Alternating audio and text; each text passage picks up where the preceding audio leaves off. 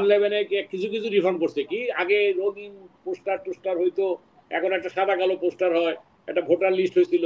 কিন্তু এখন এমন একটা নির্বাচনী প্রক্রিয়া করতে হবে যাতে সুনাগরিকরা, আমরা একটি সুপার্লামেন্ট, একটা সুনীতি করার প্রশ্নে, সুশাসন করার জন্য, আইনকে নিয়ে গবেষণা করার জন্য আমরা যোগ্য ব্যক্তিদেরকে যাতে নিয়ে আসতে পারি। ঠিক আছে, আপনারা কঠোরস্থ আপনারা, তার মানে এই না যে আজকে বিএনপির নাম করে যে সেই চাঁদাবাজি, ঝুটবাজি, গার্মেন্টস অত্যাচার, জায়গা দখল, এটা তো সমর্থন করছে না বিএনপির হাইকমান্ড, এবং এটাকে কোন রকম আশ্রয় দেওয়া না। এখন এইটার সাথে যদি বলা হয় যে আমরা 15 বছর এই খাচ্ছি, ওই কথাটা যায় না। আমি 35 বছরের মধ্যে হলো 65% জনগণ, অর্থাৎ ছাত্র যুবক, এদের আকাঙ্ক্ষাকে বাস্তবায়নের সাথে এদেরকে সুযোগ করে দিতে হবে।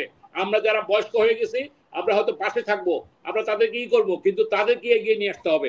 সোলাইমান ভাই যেটা বলছেন ভারতের ব্যাপারে, যে রাজনাথ সিং প্রতিরক্ষা মন্ত্রী এবং 3 বাহিনী এবং চিফ অফ ডিফেন্স স্টাফ, ওদের এটা বলে সিডিএফ, এরা বসে যে সিদ্ধান্ত নিয়েছিল, যে যেটা বললেন আমাকে মামুন সাহেবও, যে ইউক্রেন, রাশিয়া সহ বিভিন্ন ইয়ে সহ প্যালেস্টাইন, ইসরায়েলের সহ বাংলাদেশের কথা বলছে, যে অপ্রত্যাশিত যে কোনো কিছুর জন্য, যে কোনো যুদ্ধের জন্য প্রস্তুত থাকার জন্য সেনাবাহিনীকে বলছে। এটা আমি মনে করি এটা লখনৌতে, উত্তরপ্রদেশের লখনৌতে হয়েছে। এইটা আমি সোলাইমান ভাইয়ের সাথে 100% একমত। এইটা কিন্তু বাংলাদেশকে উদ্দেশ্য করে যে বলা হয়েছে এটা আমি মনে করি না। তবে এখানকার মিডিয়াগুলি কি করতেছে, ইন্ডিয়ান মিডিয়াগুলি কিছু কিছু, তারা দেখেন খুলনায় উৎসব মণ্ডল নামে একজন হিন্দু মারা গেছে, সেই হিন্দু এটা তারা যেভাবে মোদির উপর চাপ প্রয়োগ করার চেষ্টা করতেছে মিডিয়ার মাধ্যমে, যে বাংলাদেশি হিন্দুরা অরক্ষিত ইত্যাদি ইত্যাদি, কিন্তু বিএসএফ এর গুলিতে আমাদের একটা শিশু বাচ্চা মারা গেল হিন্দু, এই ব্যাপারে তাদের কোনো কথা নাই। সুতরাং এই যে এটা তারা জানে বাংলাদেশের জনগণ এমনি ভারতীয় অ্যান্টি ইন্ডিয়ান সেন্টিমেন্ট, এবং আপনি এটা ভালো করে জানেন যে এইটা ভারত তার নিজের স্বার্থের কারণেই, একজন কে জানি বলেছে জানি না, যে সেভেন সিস্টারকে যদি তার রক্ষা করতে হয়, বাংলাদেশকে স্থিতিশীল তার দেখতে হবে, না হলে তার সেভেন সিস্টার অস্থিতিশীল হয়ে যাবে। যেটা ডক্টর ইউনূস এসে এই কথাটা বলেছেন। তো যাই হোক, আমাদের কথা হলো কি, যে আমরা যে ছাত্র জনতার যে ঐক্য সৃষ্টি হয়েছে, এই ঐক্যকে আমরা ধরে রাখতে চাই, যেটা স্বাধীনতা সার্বভৌমত্বের প্রশ্ন এক, আভ্যন্তরীণ নিরাপত্তার ক্ষেত্রে আভ্যন্তরীণ গণতন্ত্রের প্রশ্ন আজকে এক। আমরা আর এখানে যে কথাটি অলরেডি এসেছে, যে সেটা মামুন ভাই যেটা বলছেন, আমি এটা রিপিট না করে আমি সহমত পোষণ করে বলতে চাই, যে দেখেন আমাদের নির্বাচনটা করতে হবে, তাহলে নির্বাচনী প্রক্রিয়া এটা রিফর্ম করতে হবে। এই আগের মতো কালো টাকা আছে, দেখেন 111-এ কিছু কিছু রিফর্ম করছে, কি আগে রঙিন পোস্টার টোস্টার হইতো, এখন একটা সাদা কালো পোস্টার হয়, একটা ভোটার লিস্ট হয়েছিল। কিন্তু এখন এমন একটা নির্বাচনী প্রক্রিয়া করতে হবে যাতে সুনাগরিকরা, আমরা একটি সুপার্লামেন্ট, একটা সুনীতি করার প্রশ্নে, সুশাসন করার জন্য, আইনকে নিয়ে গবেষণা করার জন্য আমরা যোগ্য ব্যক্তিদেরকে যাতে নিয়ে আসতে পারি। তাহলে সেখানে কি করতে হবে, নির্বাচন কমিশনের সংস্কার সেটা করতে হবে। এক, পুলিশ সংস্কারের কথা বলেছেন, কারণ নির্বাচনে পুলিশ একটা বিরাট একটা ভূমিকা পালন করে, কারণ এই ওসিরাই কিন্তু বাক্স ভরে রাখছে বিগত 15 বছরে। সুতরাং নির্বাচন কমিশনে এই পুলিশকে ঢেলে সাজাতে হবে, যেটা আমাদের সোলাইমান ভাই বলছেন যে 25টা এসপি বদল হয়েছে, আরো হবে। শুধু তাইলেই হবে না, এই নির্বাচনে এই পুলিশকে এই ছাত্রদের মধ্য থেকে নিয়োগ দিতে হবে। 12,000 পুলিশ এখনো যোগ দেয় নাই, এই ছাত্রদের মধ্য থেকে পুলিশদের নিয়োগ দিয়ে পুলিশ বাহিনীকে করতে হবে। আপনি দেখেন, একটা জিনিস খেয়াল করেন, রাস্তাঘাটে যান, ট্রাফিক পুলিশ এক জায়গায় কথা বলছে, কিংবা পুলিশরা নির্লিপ্ত ভাবে কাজ করতেছে। আমি আমার ড্রাইভারকে জিজ্ঞাসা করলাম কি ঘটনাটা কি, পুলিশরা এরকম বললো যে স্যার এরা তো এক একজন চাকরি নিচ্ছে 2 লক্ষ 5 লক্ষ 10 লক্ষ টাকার বিনিময়ে তারা চাকরি পেয়েছে, এখন তো তাদের সামনে কোনো আশা নাই, ঘুষও সেভাবে খাইতে পারে না, সুতরাং ডিউটিও সেই কমিটমেন্ট নাই। আমি দেখলাম যে আমার ড্রাইভারটা তো ভালো কথা বলছে, আমি দেখলাম যে এরা একে তো তাদের মনোবল ভেঙে গেছে এই আন্দোলনে, এটা তো আছেই, তারপর অনেক পুলিশ যাও আছে, এরা কিন্তু সেইভাবে কাজ করছে, কারণ এগুলি সবাইকে জমি বেছে দিয়ে নিয়োগ নিতে হয়েছে, এবং গোপালগঞ্জের লোক তো ছিলই। যাই হোক, পুলিশ কমিশনটা আমাদের করতে হবে, এবং আমাদের এই ছাত্র জনতার যে ছাত্রদের মধ্য থেকে যারা নাকি প্রায় বয়স শেষ হয়ে গেছে, এবং এটা সোলাইমান ভাই ভালো বলতে পারবে, যে পুলিশের একটা ল আছে যে বিশেষ পুলিশ গঠন করতে পারবে।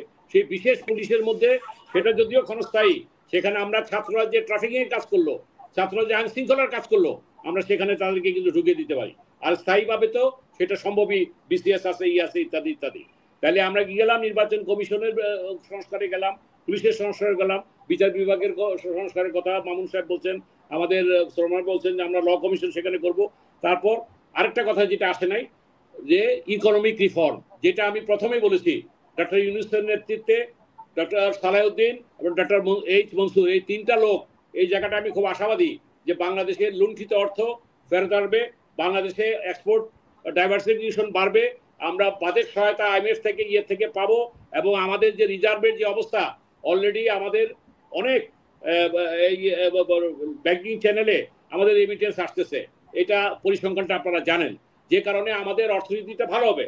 এখন হচ্ছে প্রবলেমটা হচ্ছে আইন শৃঙ্খলা।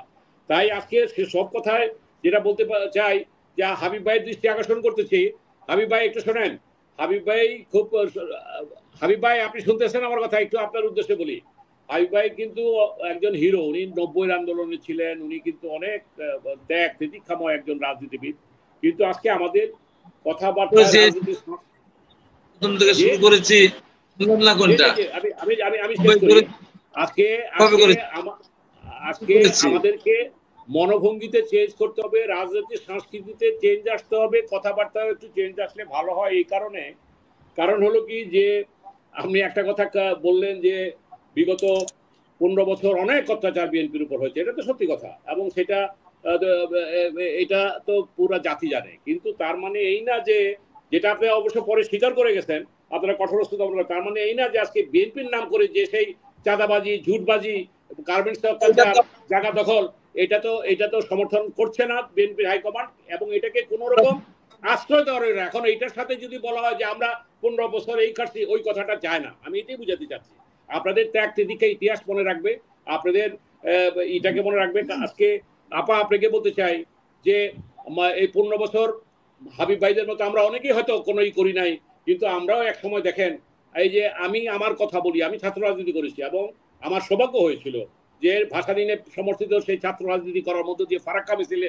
যাওয়ার জন্য আমার সৌভাগ্য হয়েছিল জিয়া রহমানের সাথে রাজনীতি করার, শহীদ রাষ্ট্রপতি জিয়াউর সাথে রাজনীতি করে বাংলাদেশি জাতীয়তাবাদের চেতনা আমার ভিতরে এখনো জাগ্রত আছে, আমি সেটা করি। অর্থাৎ এটা দিয়ে বুঝাতে চাই যে আজকে আমাদের যেই রাজনীতি থেকে আসছে, প্রগতিশীল রাজনীতি, জাতীয়তাবাদী রাজনীতি, কিংবা যেই রাজনীতি, মুক্তিযুদ্ধের রাজনীতি, এবং যে রাজনীতি করে আসছি, আজকে আমাদের একটি মনে আসতে হবে, যেটা আজকে একটা কমেন্ট দেখলাম, যে আগামী দিনের বাংলাদেশটা কিভাবে দেখতে চাই। আগামী দিনের বাংলাদেশটা দেখতে চাই, যে কথাটা হাবিব ভাই যদি কথাটা এইভাবে বলে, এটা আমার অনুরোধ, যে কি কে জানি বলছে, 2 সাপের 1 বিষ, কি জানি, নৌকা ধানেছি 2 সাপের 1 বিষ। এটা যদিও আমাদের অনুভূতিতে লাগে, দুইটা এক হইতে পারে না, তারপরও আমরা বলবো যে আজকে আমরা ওই যে জিব্বা কেটে ফেলে দেবো, এই কথাগুলি যদি আমরা এইভাবে না বলে আমরা বলি যে তাদের এই ভুলটা ভাঙতে হবে। আমি শেষ করি, আমি কোনো ডিফার করতেছি না, আমি জাস্ট নিবেদন করতেছি। আমি ভাই এখানে কোনো ডিফার করতেছি না, আমাকে শেষ করতে দেন। আমার কথা হলো কি,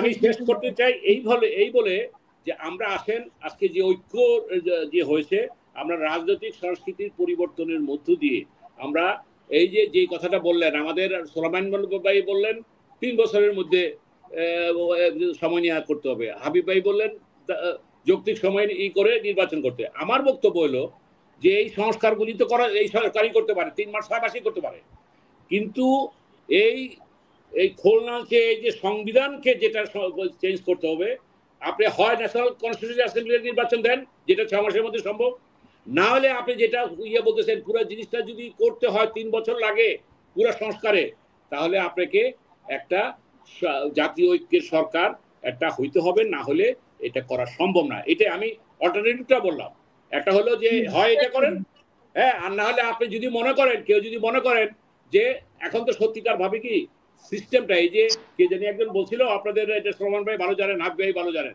এখন যে সংবিধানের সিস্টেম আছে, সেই সিস্টেমে যদি সাম্যবাদী দলের একজনকেও বসায় দেওয়া হয় প্রাইম মিনিস্টার, সে স্বৈরাচারী হয়ে উঠবে।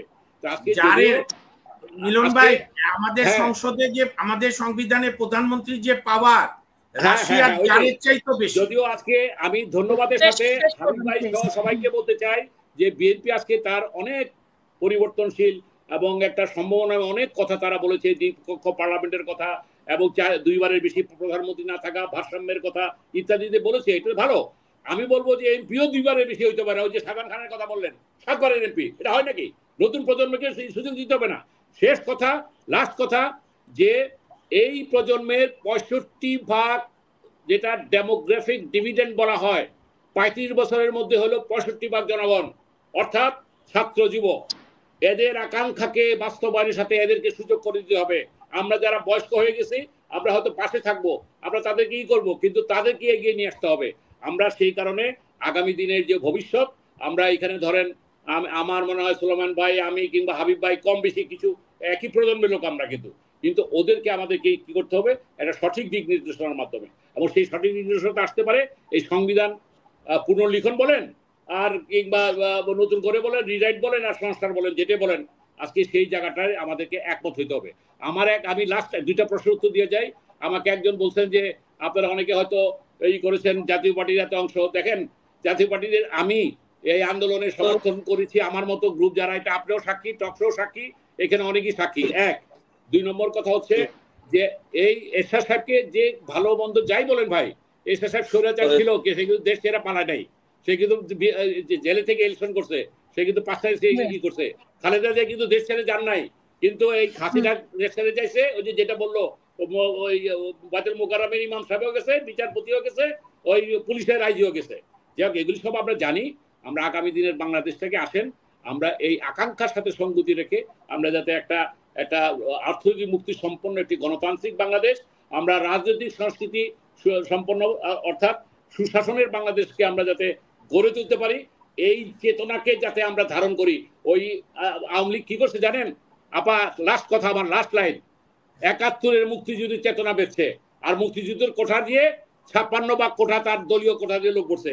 এইটা আর হইতে দেওয়া যাবে না। এই দেশের ছাত্র জনতা এটার ভবিষ্যতে দেবে না। আমরা যাতে এটা কেউ আর এটাকে ব্যবহার না করতে পারি, সুতরাং মেধা এবং আগামীতে এদের আকাঙ্ক্ষার বাস্তবায়নের ভিত্তিতে আমরা প্রশাসন, 3টা অঙ্গ তো, বিচার বিভাগ, আইন বিভাগ এবং নির্বাহী বিভাগ, এদেরকে সাজাবো। এটাই হলো আমার লাস্ট কথা। এবং এটার জন্য আমাদের যা যা করা দরকার আমরা সেটা করবো। এবং শেষ কথা, যে আপনারা আগামী দিনের সংস্কার দেন। অলরেডি বিএনপির পক্ষ থেকে, ইয়ের পক্ষ থেকে, জামাতের পক্ষ থেকে, জাতীয় পার্টির পক্ষ থেকে, এবি পার্টির পক্ষ থেকে অলরেডি কিন্তু রূপরেখা দেওয়া হয়েছে। এগুলিকে কম্পাইল করে আগামীতে একটা ঐক্যমতের ভিত্তিতে সেই কাজগুলি করে দরকার। ধন্যবাদ।